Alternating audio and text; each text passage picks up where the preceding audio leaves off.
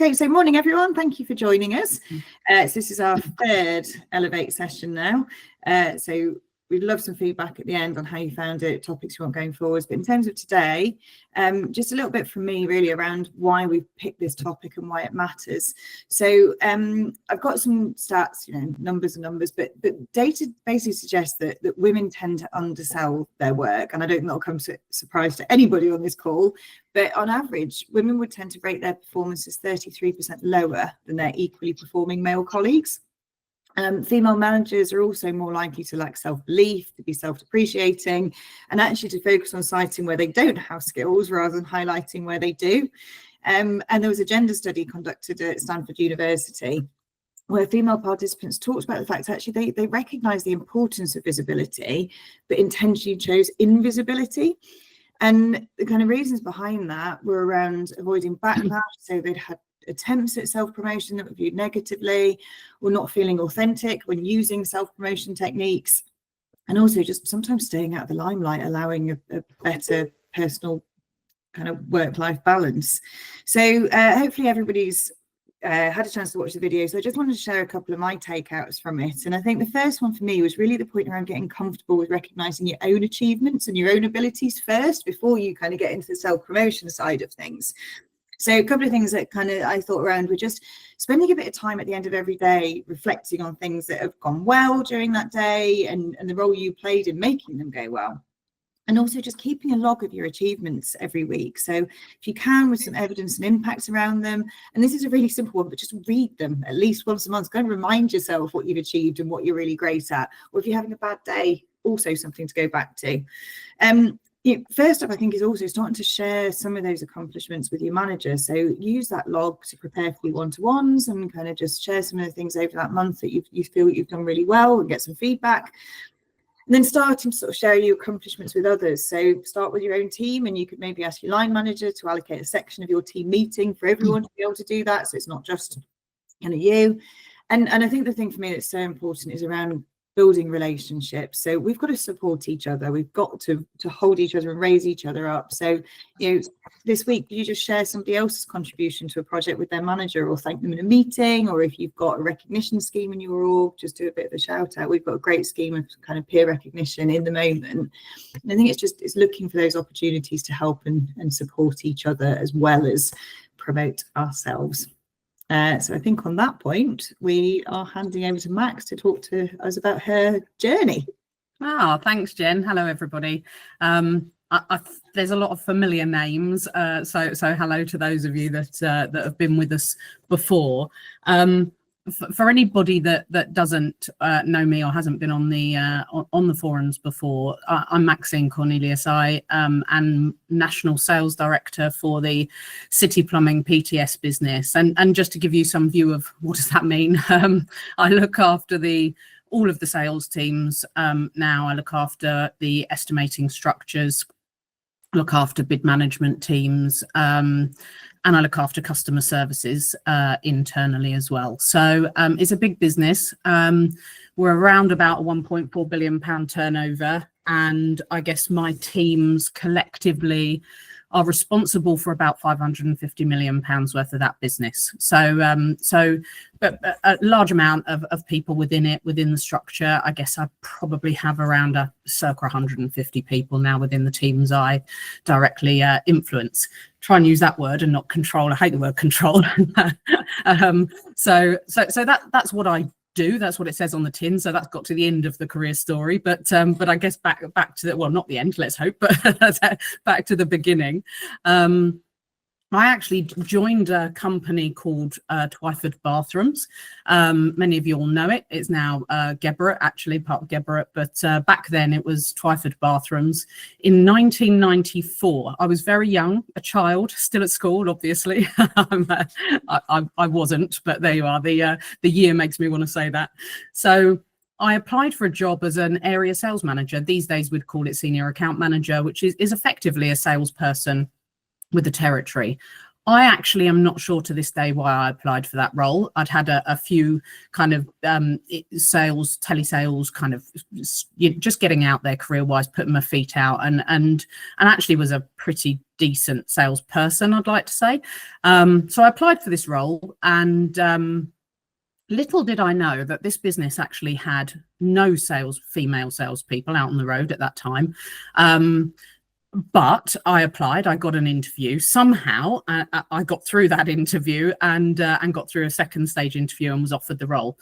So I joined the business, and I had an incredibly supportive line manager at that time. He was a real advocate of me and what I could achieve within the business, despite the fact that I was the first ever female salesperson that they'd put on the road. And despite the fact that on day one of joining, and I was about 20 years old, by the way, that my training manager that day said to me, "I have to tell you, I don't agree with women taking on your role." He actually said that out loud. So that was day one challenge given. I needed to make sure I accepted that challenge and took it on. And to be fair to him, he had reasons for that he felt in his beliefs were right at the time. I obviously didn't think that. With my very supportive line manager, I actually succeeded in that role. I moved around that business. I ended up in looking after lots of the larger new build accounts, as an example, Barratt Homes, Taylor Wimpey, and some of those relationships hold me in actually very good stead still to this day. It's interesting when you write about your career story, because you pick out things, to Jen's point earlier, little achievements that you can mark off along the way. And one of mine, having been there a good couple of years, was I was asked to run a bit of a project on one of our major competitors who were just really finding their feet in the UK market. And I wrote a really in-depth brief presentation that actually went to the board of the business, and I was asked to go and present it to them. And it was one of those moments that I think people in that business kind of sat up a bit and thought, oh, okay, she's done something outside of her role. She's really taken the project on and delivered a really good piece of work. Very shortly after that, the regional sales manager for the south of England actually left the business, and his role was up for grabs. Again, they had never had a female manager within the external sales team at any level before. And I applied for that role. And I think probably looking back, because of that presentation, because of that project work, I'd elevated my the perception of me within the business to a point where actually they gave me that regional sales manager's role. And I then looked after the sales team across the whole of the south of England. I then moved on again within the business, which, again, interesting point in time. I became a bit of a designate to one of the national account directors at the time that looked after all of the major senior accounts for the business. And he'd told me quietly that he was retiring, and that he, although it was a very formal process we would have to go through, that he saw me as his replacement. Again, another very good advocate for me within that business. Interestingly, at that time, I had to tell him very quietly that I was pregnant. So not the best time to go through a formal process of interview in a business that was quite traditional and wasn't used to a female regional sales manager, let alone a pregnant national account director. However, in all credit, hopefully to me, but also to the business, most importantly, I went through that formal process of interview. And despite them knowing that I was about to go off on maternity leave, I was actually given that role. So I did all of my induction program before I went off on maternity, and then came back and came back with my second small baby and national role, where one day I'd be in Scotland and the next day I'd be in Kent, and all of the challenges that brought with it. But nonetheless, a fantastic role, and I really grew my career through that role, grew my level of contacts within the industry, and it was certainly successful for me and successful for the business. Through that time, I had obviously built my career up, as I said. I'd been with the business by this point circa 14 years. I'd had 2 lots of 6 months maternity leave. I'd still built my career through that time, and gradually moved up and up through the business. And I was sitting on the management board of the business at that time, reporting into the management board at the time. And I was seen as a bit of a designate to the sales director then. And if he was not able to attend a meeting, I did. If a presentation had to be made, I'd make it. And he was made MD. So the sales director role was vacant. And obviously I was going to go for it. I had, as I said, stood in for him on so many occasions and was always seen as the most senior person outside of him within the sales team. I wasn't given that role. They actually brought in a guy that had no industry experience, no industry contact, but for whatever reason, they thought that was the right thing to do. And I remember going and asking for feedback as to why I wasn't given that role. And particularly when I felt that everything I'd done to date had led me to that point. And I wasn't really given particularly good feedback. And at the end, as I walked out of the then MD's office, I was told, but you would never leave, would you?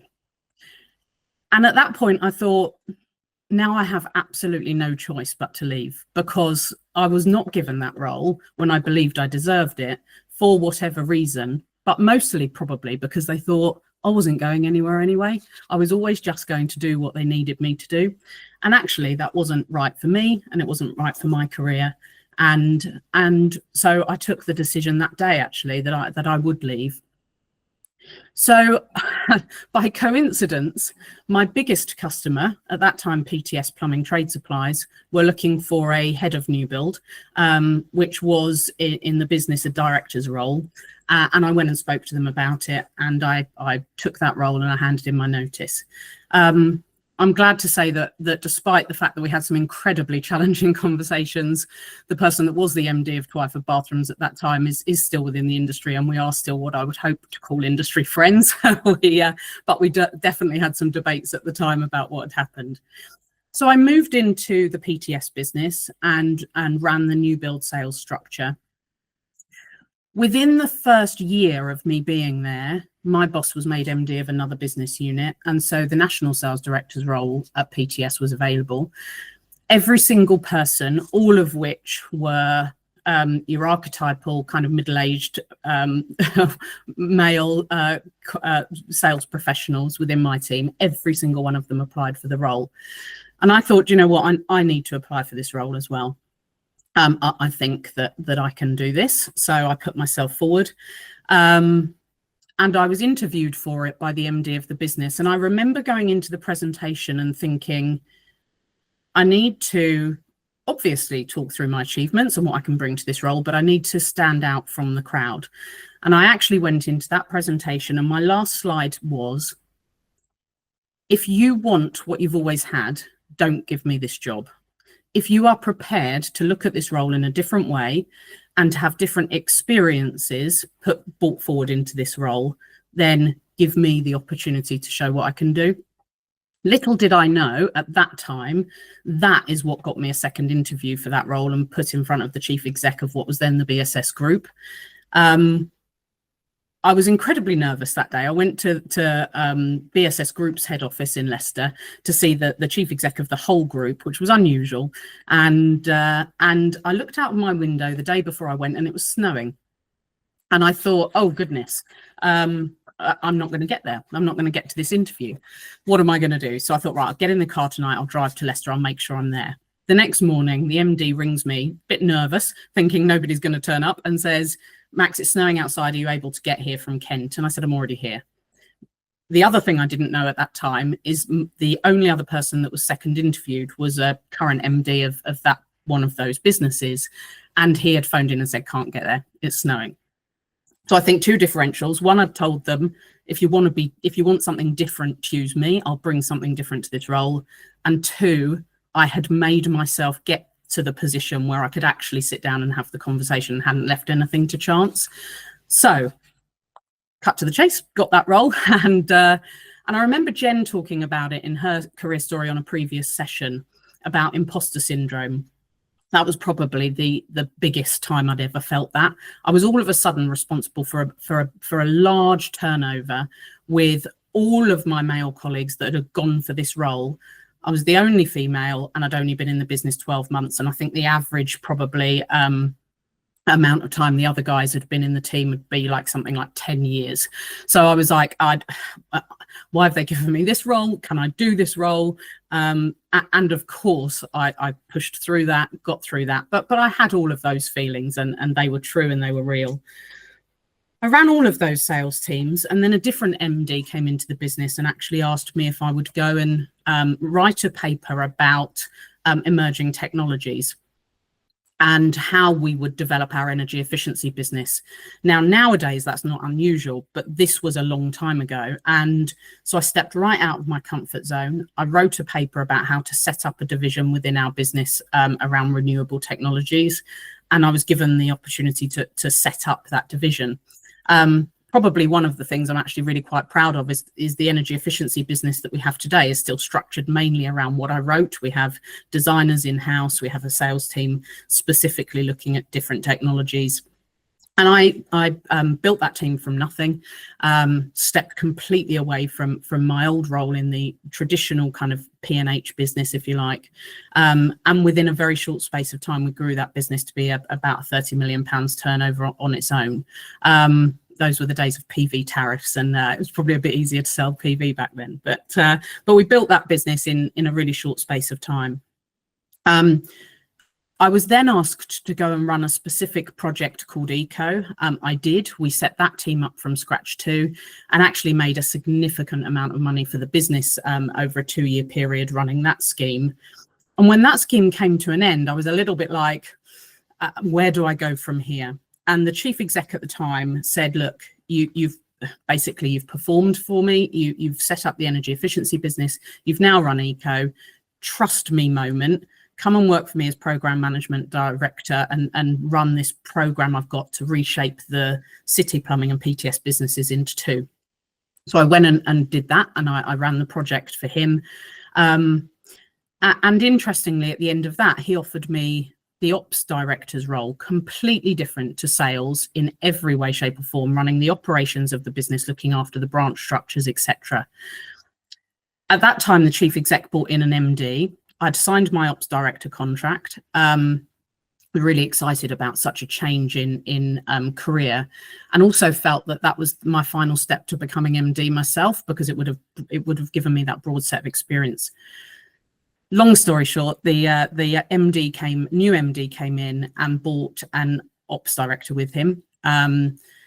And so they basically came and had quite a long negotiation with me around the fact that I'd already signed a contract to do that job. The new MD didn't know me, didn't know my capabilities, but felt he wanted his man. So it was another one of those moments where I felt long and hard about whether I would stay with the business. But actually, they convinced me that moving back across national sales, but taking on additional responsibilities within that space and for the wider business, which now, by the way, was not just PTS, it was PTS and city plumbing, would be good for the business and good for me. So that's what I did. And I am national sales director to this day. I think, why do I stay and do that? Because it's always still a challenge. Because genuinely, actually, I love what I do.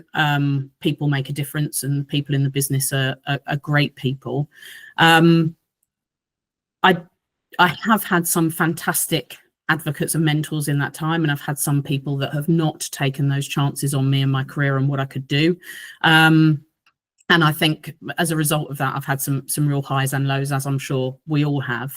I sit on the board of the business, probably on and off the only kind of ever present female that is there. Occasionally we'll have somebody that comes in as in a different role and then seems to go again, but nonetheless, I feel like I can still progress again. If I'm honest, I don't feel that I'm done yet, whether that's within this business or outside of it. And I'm very open on those conversations with my business, because I think it's important people know that you still want to progress. And no matter how long you've been with a business, it's the different challenges and the different steps along the way that either make you stay there or make you go and find those opportunities elsewhere.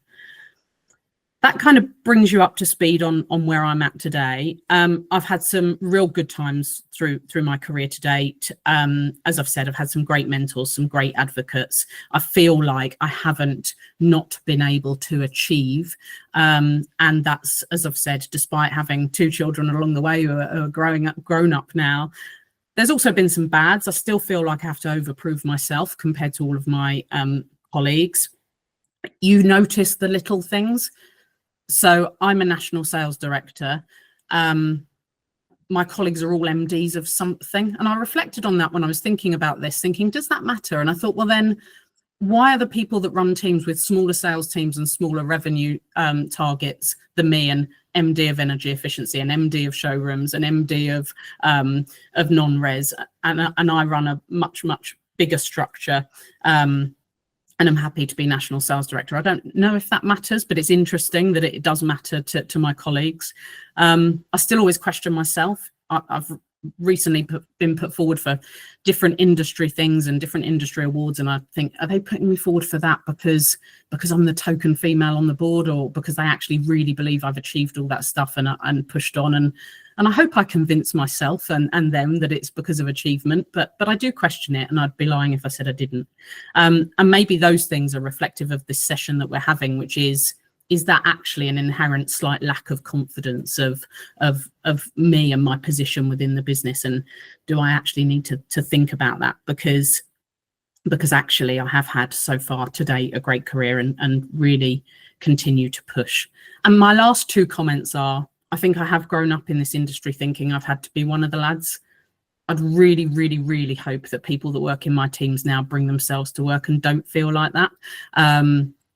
I think that's one of the things I've got wrong. And I also really hope that people have a better work-life balance than probably I achieved in the early years. And so that's something for us all to think about as leaders of teams, I think. So that's me. That's my career. Glad to be here and look forward to the rest of the session. Thank you, Max. Thank you. Well done. Right, so we've got time now to ask any questions you would like, and you can it'd be nice. We're not a massive group, so I think we can probably ask questions just on camera if people are brave enough to do that. But if you're not, just put it in the chat box and I'll have a quick look. Yeah, it's last time when Jen did her talk, we had quite a nice discussion afterwards. So I'm hoping someone's going to be brave enough to ask a question, and we'll get started.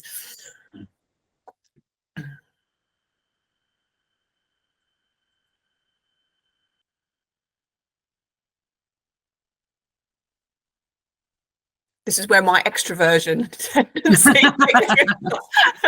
wants to fill the silences.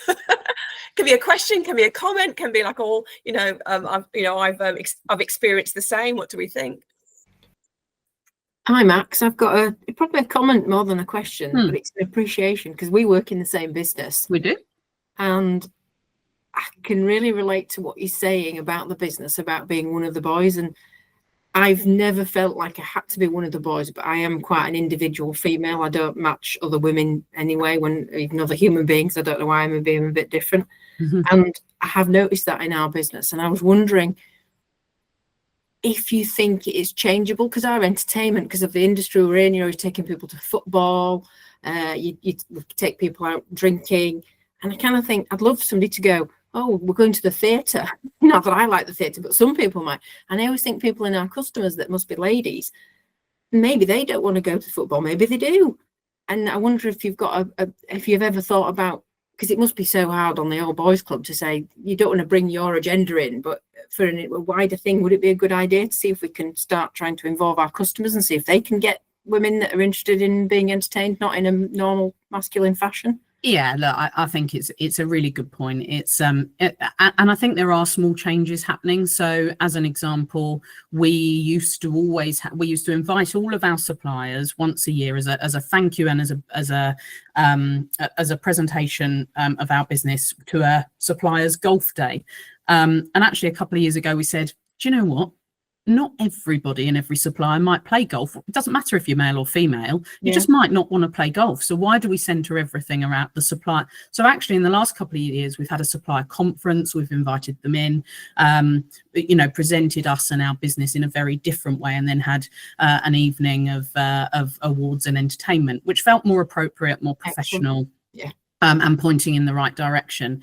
I think that the lads' comment I made was more that I think not so much now. I think I slipped back into it, if I'm honest. You have to look at yourself, don't you? But I think growing up in this industry, I felt like I had to prove that I was one of the boys, that it didn't, that you the commentary, the banter didn't bother me, that I was, say what you want to me, I'm all right, I'm not going to get offended. And actually that wasn't always how I felt, but it was how I felt I should behave. And as I say, you get to a certain position or a certain age or a certain point in your career where you look back and think, actually, people joining our business now, I'd be really disappointed if they still felt they had to be that person rather than the person they actually were. And look, I'm okay with take people to football and stuff, but believe me, I'll just as easily invite the females in one of our customers' offices as I would the guys. We also do different trips, different events, different things. We do things for concerts, as an example, things that are absolutely not just focused on, as I say, I'm not sure this is a male-female thing. I think it's just some people don't like football, some people don't like golf, some people don't like other entertainment that we offer. And we need to make sure everybody feels included in some way, that we do stuff that is good for everybody, really. And really hard when you've got nearly 370 odd branches around the country to fully understand if that message is landing. I still walk into trade counters sometimes and feel slightly uncomfortable, and that because of that, it's a bit of banter and it's a little bit of the atmosphere of the branch, and you think, no, we need to make sure that if I've got a female branch manager, a female trade counter colleague, a female driver, they all feel absolutely comfortable to be at work every day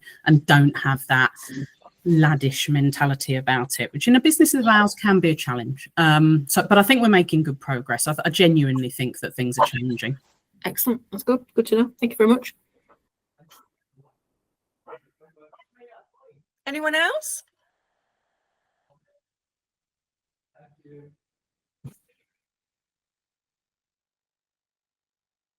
I think for me, Max, the comment around kind of that having to reveal your pregnancy is such an interesting one, and I actually wonder if that's still something people would worry about today, and I suspect it is, sadly. But what's your view? I think it absolutely is, and look, all of the legality around it protects, and actually I think hopefully most people's attitude around it protects. But if you have somebody that's really good at what they do, wants to move forward in their career, why on earth would anything like that stop them? But in reality, I think women do worry about it and do think, oh my goodness, I've got to go and tell them this, and actually then start to worry about, is the business going to be supportive of work-life balance? Am I going to actually be able to achieve what I want to achieve? Am I going to be able to come back to work and fully be able to embrace both parts of my world? And I think we do probably lose some people along the way for reasons we didn't need to, that we can be more flexible. And look, I don't think it's just the pregnancy thing's a really great example of moments where people go, oh my goodness, I've got to tell them this, and I'm not sure how that's going to affect them or me or my career. But there's also other things. I interviewed a guy recently who, I'm sure he wouldn't mind me telling you this story. He openly said, look, I actually am religious and I have a commitment to once a week for an hour. I always go and do this thing. Right. And would the business support me, and would it be flexible enough to allow me to do that? And I said, look, we all work hard. If you need an hour of your Friday morning, that means you go and do whatever it might be at the church because that's your commitment in your life. Then why wouldn't I be supportive of that? Because then you're going to bring yourself to work and make sure that you're working hard for yourself, your career, your family, but also for the business. So we both win in that situation. I think there's all sorts of ways in which businesses just need to listen a bit and be a bit more flexible and realise that you get much more than you give often. Mm-hmm. Yeah, agree. I've got a question for you, Max, because you're a senior leader in the construction industry with a family. So I really like your thought. Do you think you've had it all?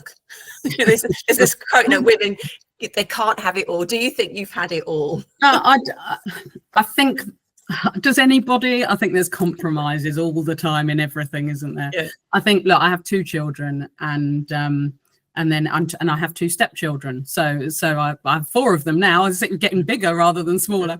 I think if I look back to when my 2 were younger, I made too many compromises, and though they were the ones that often lost, not the business, because I felt like I couldn't be the one that says I'm going to sports day all the time. I couldn't be the one that said I'm going to the carol concert.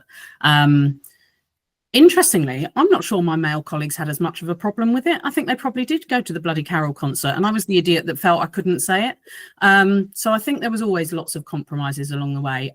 I genuinely believe, and look, that they're older. I believe things have changed, and I would absolutely be so disappointed if somebody in my team now felt that they couldn't ask those questions and get the right balance.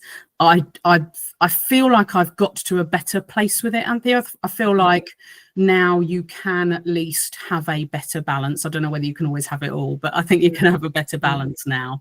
I just think along the way, if I'm honest, I made too many compromises personally, but I was very, very lucky. I had a mum that was my childcare, so I was blessed more than lots of people are in my position, I know.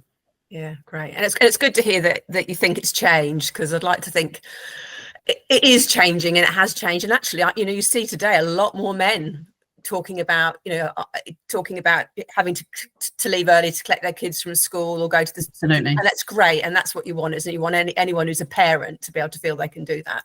Absolutely. But I still wonder, the most successful women, do they feel that somehow they've lost out somehow in another way? But it doesn't sound like you really feel that way.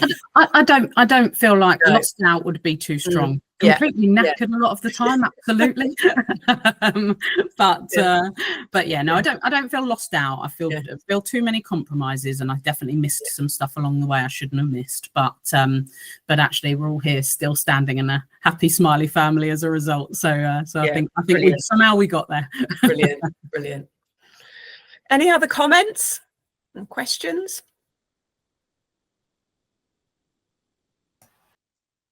I have one. Go on then.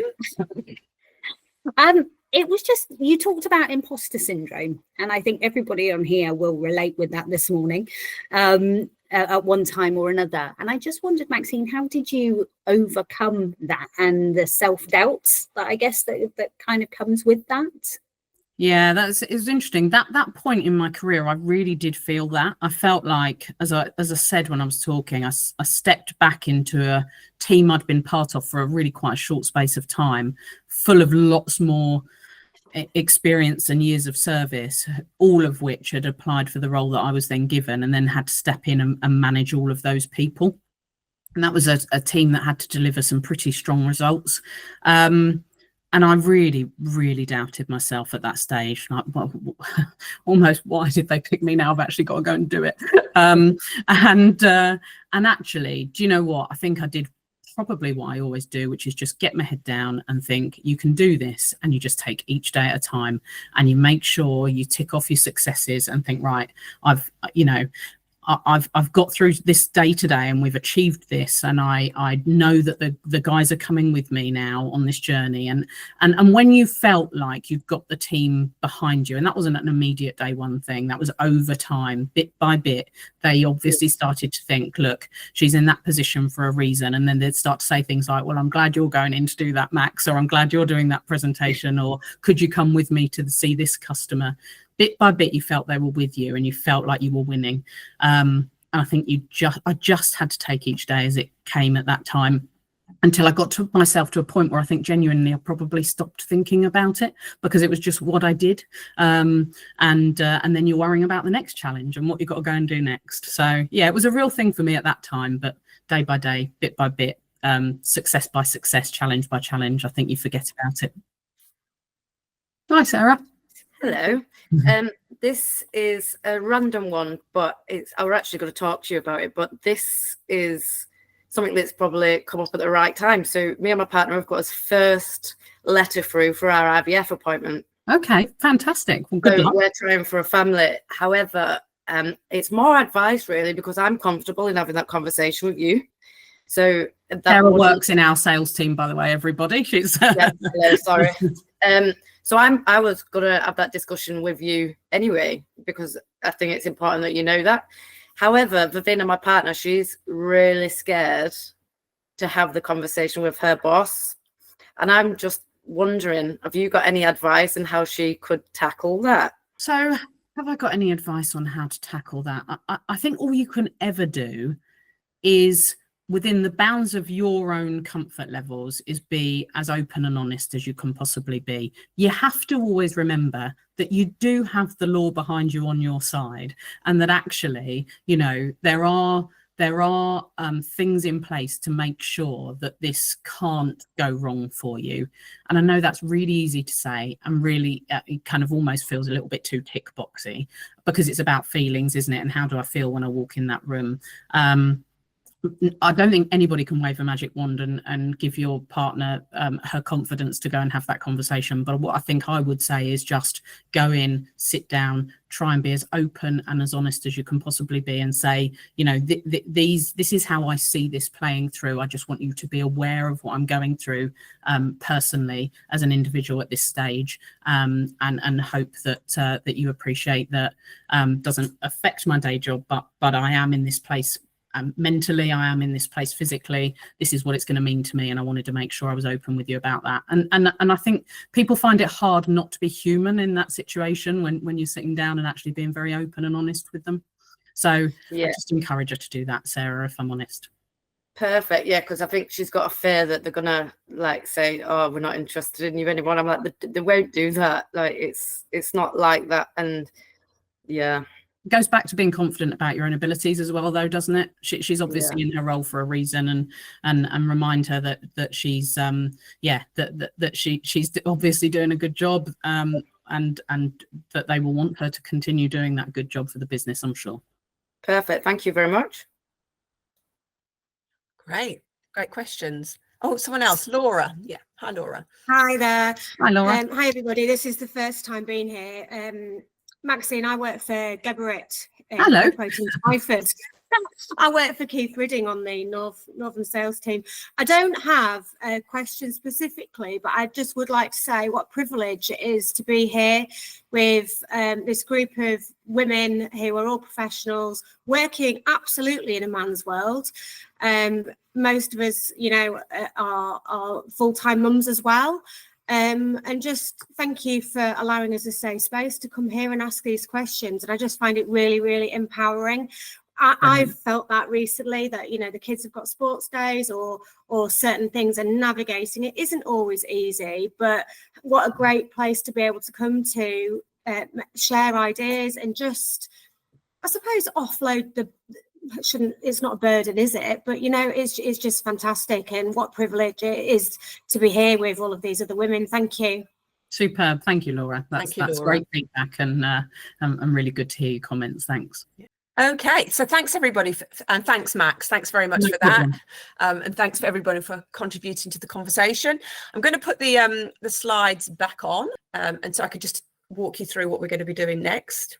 So what we're going to do now is we're going to move into the workshop, which is all about how we can make sure we get the recognition we deserve at work, which Jen's already touched on, and Max has already touched on as well.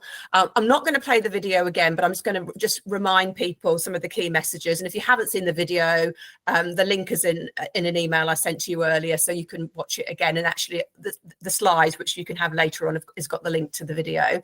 And then we're going to work do some exercises in breakouts. So I'm going to introduce the video, then I'm going to put you into breakout groups of about 5 or 6 people to do a bit of an icebreaker. We'll come back, Jen will just talk us through an activity around overcoming performance bias. We'll go back into the groups and we'll just move in and out of the groups. Hopefully the technology is going to allow us to move in and out of groups today. I think it should be fun. I've been playing around with it while Max has been talking. So what I wanted to do really first of all is just to remind with the video. So we are going to talk about why women face challenges at work that men don't. And the video talks us through that research tells us that women have to work harder than men. Research tells us that men get promoted faster, they get more positive feedback, and women more often get questioned about their abilities, about topics that they know well. And it's just something that's a bit of a fact of life. It actually does happen. And this is because there is something called performance bias. It's been recognized by psychologists, and this is the false belief that that men are more intelligent, they're more talented, and they're naturally more suited to achieve and to lead than women. And there's absolutely no evidence to support that belief, but it's there, and it's ingrained in our culture, and it's ingrained in the way we see ourselves, and it's ingrained in the way in which work is set up and the way we work at work. And we do need to challenge this performance bias, but we're not going to change it overnight. So today's workshop is probably more about what we can do to promote ourselves, knowing that performance bias does exist. The other thing just to mention that the video talked about is performance bias. It does have an impact on our careers, because we may be more likely to have to work harder to be recognized and to get accepted for promotion.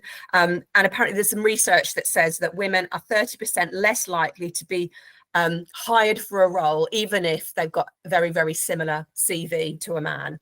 And the other point to note is that women from ethnic minority backgrounds and women with disabilities actually face even further additional challenges on this. So if you're from an ethnic minority background or you've got a disability, you've got to work even harder.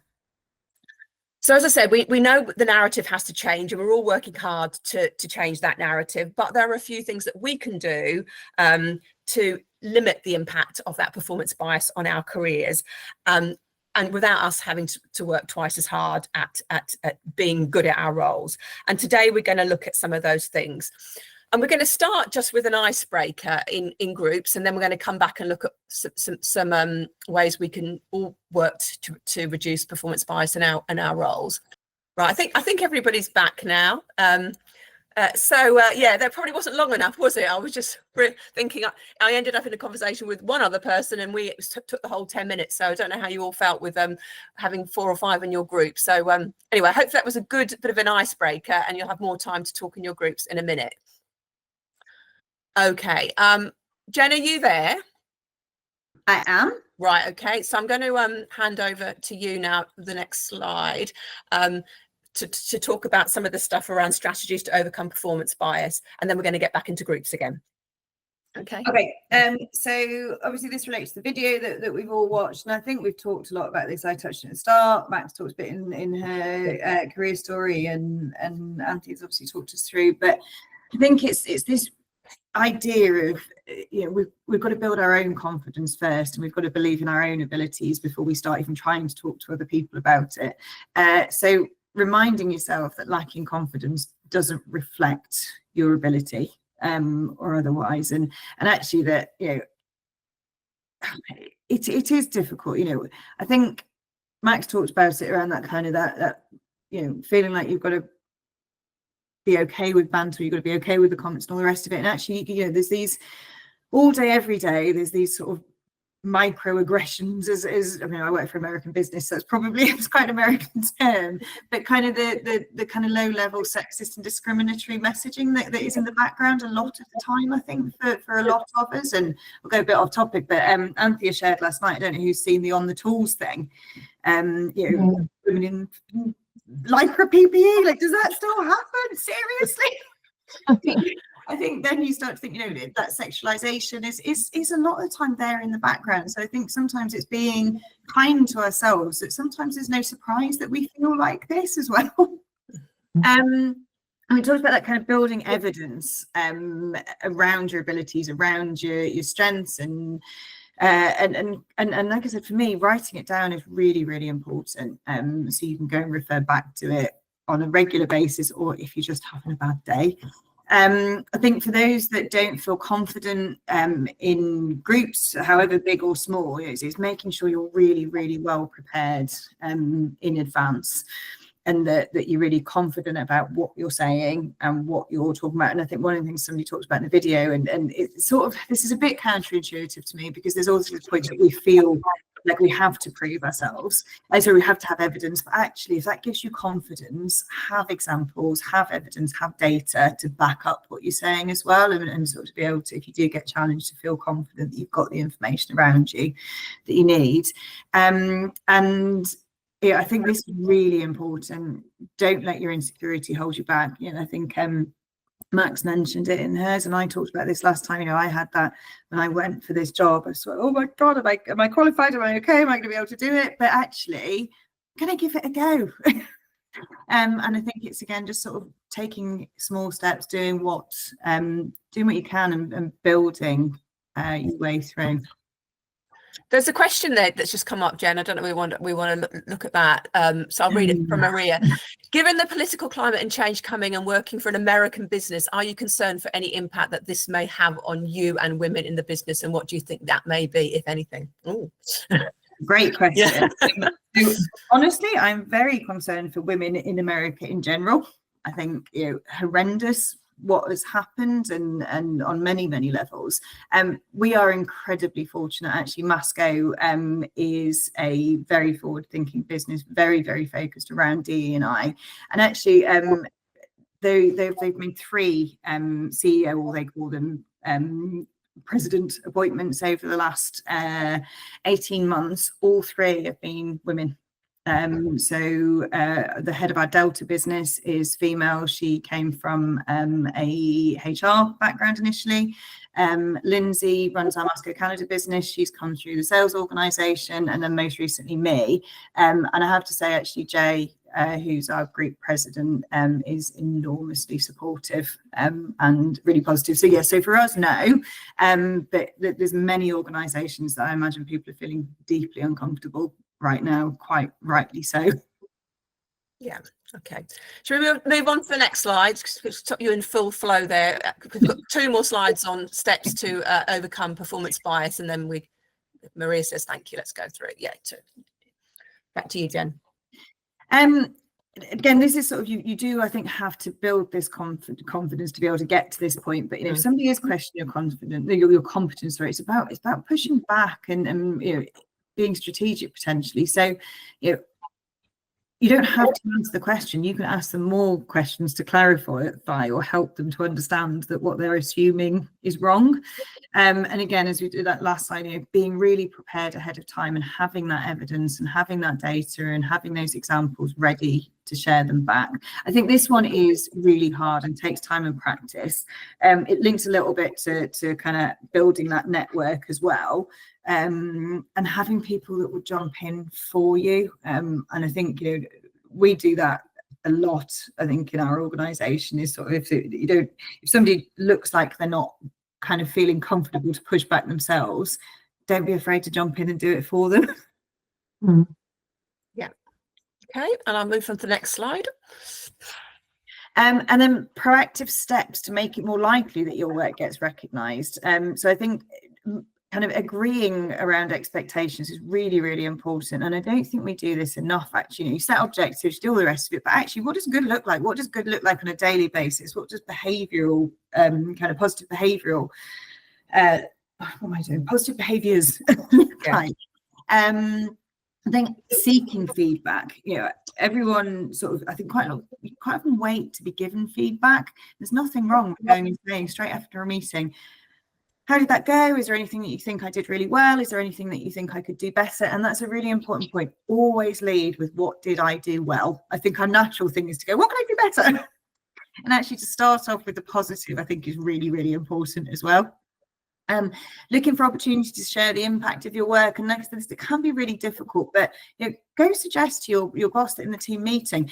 There's something that there's a book called Will It Make the Boat Go Faster, which if you haven't read, I would recommend. It's brilliant, but it has a concept called Smell the Roses. And when I first joined Bristol a few years back, it was something that I started. So at the end of our commercial meetings, you go around the room and everyone shares one really great thing that's happened in the last month, and actually the opportunity, you can talk about yourself in that moment, or you can talk about something brilliant somebody else has done. But there's loads of little techniques that you can do to actually bring everybody into this process as well, so it doesn't feel like you've got to go around saying, look what I did, which very few of us are comfortable with.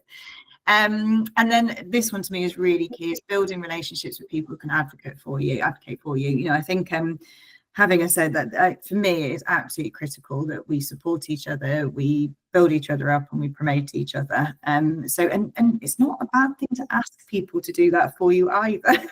You know, I think that feels very uncomfortable a lot of the time, but saying, look, I did this really great piece of work, would you mind sharing that on my behalf, if you could, you know, because you always say, I really don't feel comfortable doing this myself as well.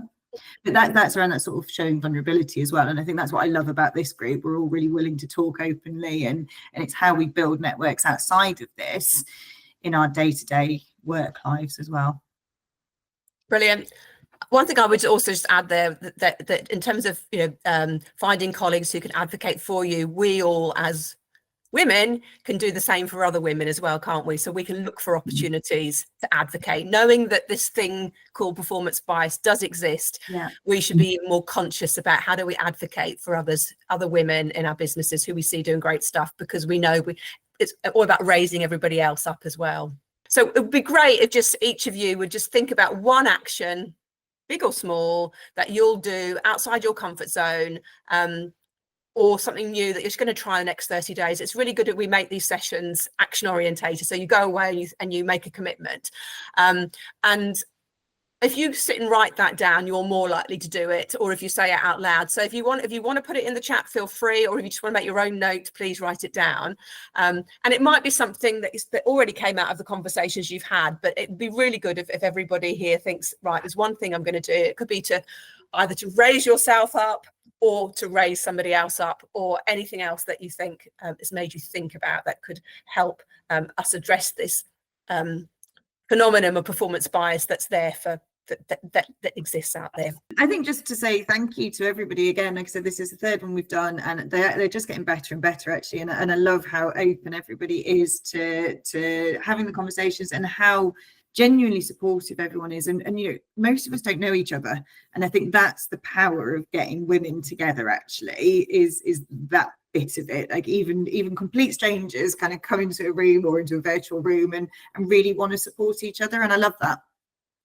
Brilliant. Max? Yeah, no, I would say exactly the same, which is, you know, it's quite humbling actually that everybody comes to the party and really shares, and we should never take that for granted, because that's not always easy for people to do.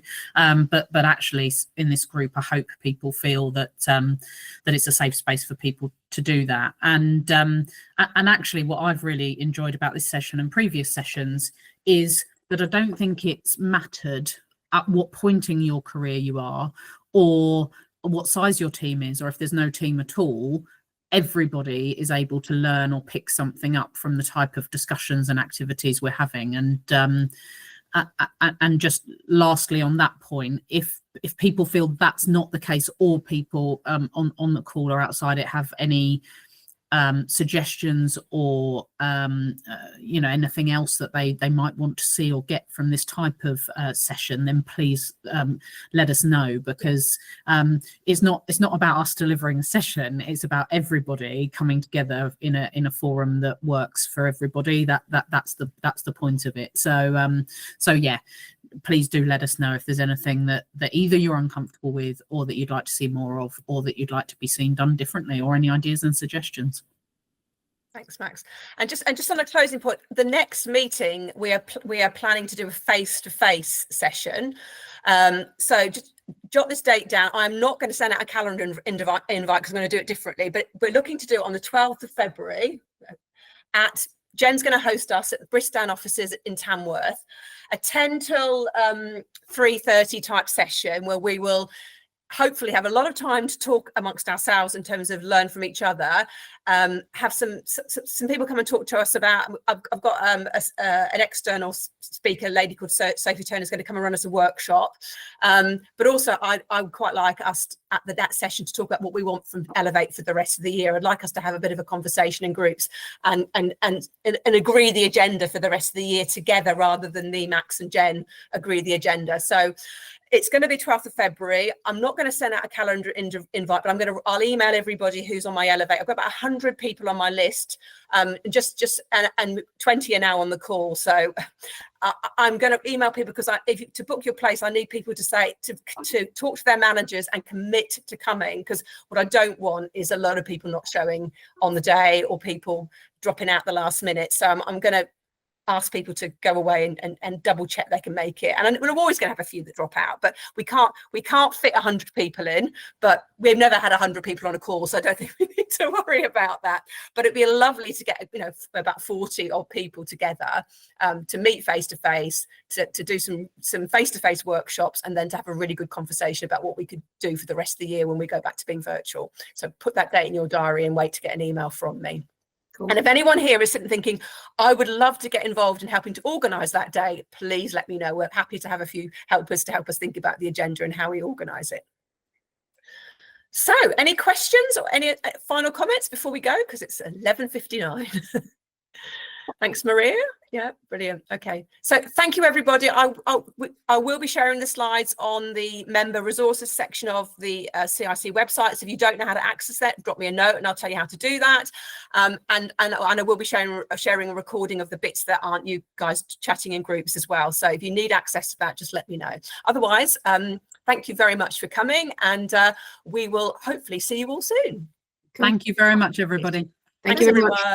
Bye. Bye.